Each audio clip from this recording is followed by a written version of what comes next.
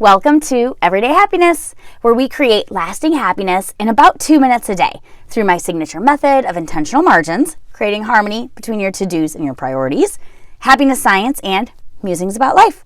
I'm your host, Katie Jeffcoat, and we're continuing our chat from yesterday. Today, we are expanding to discuss the happiness pie chart, which I learned from Sonia Lyubomirsky's How to Happiness book. Now, keep in mind, this book was published in 2007, and since then, they have revised some of their ideas due to more research.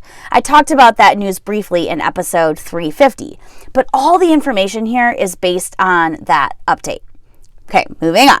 Let's take a quick moment to review. Your happiness pie is cut into 3 slices. The first slice is your predetermined happiness range, which we talked about in the last episode. The second slice is your circumstances. This slice takes into account your current circumstances, whether you are rich or poor, healthy or ill, beautiful or ugly, successful or jobless, married or divorced. The list goes on and on.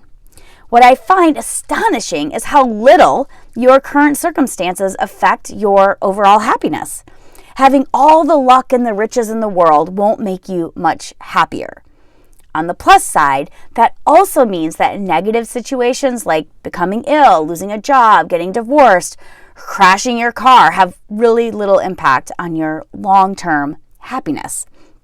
Let's say you do have a happy circumstance change. The happiness it does give you is short-lived because hedonic adaptation will send you right back to that happiness range we discussed earlier. That is, until you take active action to prevent hedonic adaptation.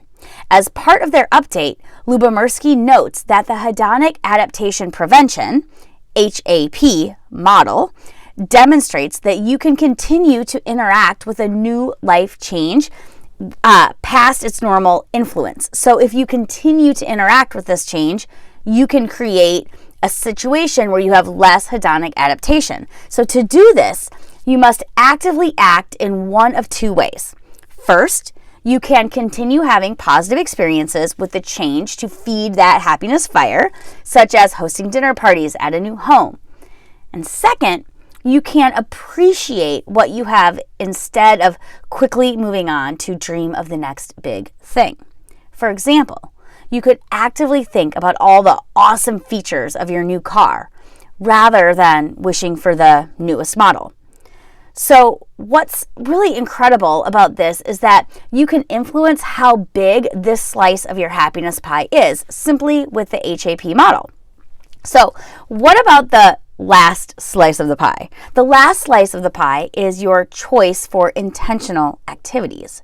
This is the part of the pie that we have the most control over as our daily choices in what we do and how we think to determine our happiness levels.